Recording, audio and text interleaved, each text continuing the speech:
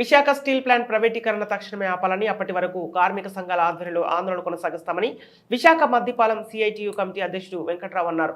GVMC Gandhi విగ్రహం వద్ద చేపడుతున్న రిలే దీక్షలు గురువారం నాటికి 1022 రోజులకు చేరుకున్నాయి. ఈ సందర్భంగా ఆయన మీడియాతో మాట్లాడుతూ తక్షణమే మోడీ ప్రభుత్వం కార్మిక వ్యతిరేక విధానాలకు స్వస్తి పలికి స్టీల్ ప్లాంట్ కి సొంత గనులు కేటాయించాలని కోరారు. అప్పటి వరకు ఈ ఆందోళన కొనసాగిస్తామన్నారు. లేకుంటే వచ్చే ఎన్నికల్లో మోడీ ప్రభుత్వానికి తగిన బుద్ధి చెబుతామన్నారు.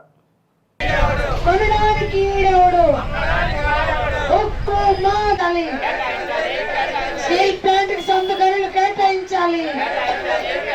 స్టీల్ ప్లాంట్ జోలికొస్తే మోడీ కబద్దార్.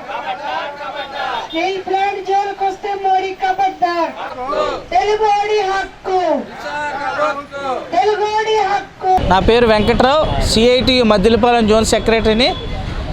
విశాఖ ఉక్కిని ప్రైవేటు పరం చేయొద్దని, మోడీ విధానాలు ప్రైవేటీకరణ విధానాలని ఆపాలని చెప్పి ఇక్కడ టెంట్ వేసి 1022 రోజులు అవుతుంది. అలాగే స్టీల్ ప్లాంట్ దగ్గర అయితే 1072 రోజులు అక్కడ అవుతుంది. ఏదేమైనా సరే మోడీ దున్నపోతు మీద వర్షం కురిసినట్టుగానే ప్రవర్తిస్తున్నాడు. విశాఖ ఉక్కిని ప్రైవేటు పరం చేయునని చెప్పి ప్రకటన ఈ రోజు వరకు చేయటం లేదు. అనేక రూపాల్లో ప్రైవేటీకరణ చేయాలని ప్రయత్నాలు చేస్తూనే ఉన్నాడు.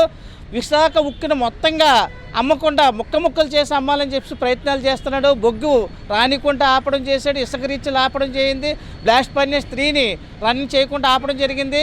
ఇప్పుడేమో జిందాల్కి ఇస్తానని చెప్పి చెప్తున్నాడు. ఈ రకంగా విశాఖ ఉక్కిని అమ్మడమే ధ్యేయంగా ఈ కేంద్ర ప్రభుత్వం, బీజేపీ మోడీ ప్రభుత్వం పూనుకుంది. ఇప్పటికే ఈ పోరాటాన్ని ఉధృతం చేస్తున్నాం. ఈ మధ్యకాలంలో మనకి తెలిసిన సమాచారం ప్రకారంగా అయితే 1500 మందిని తీస్తామన్నట్టుగా వార్తలు కూడా వస్తున్నాయి.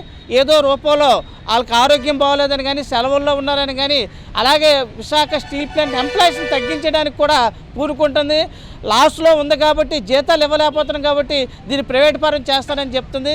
ఈ ఎన్నికల ముందు ఈ కేంద్ర ప్రభుత్వం కానీ విశాఖ ఉక్కిని ప్రైవేట్ పరం చేస్తే నీ ఉద్యోగాన్ని కూడా మేము ఇంటికి పంపిస్తామని చేసి మోదీని హెచ్చరిస్తున్నాం. ఈ పోరాటాన్ని మరింత ఉధృతం చేస్తాం.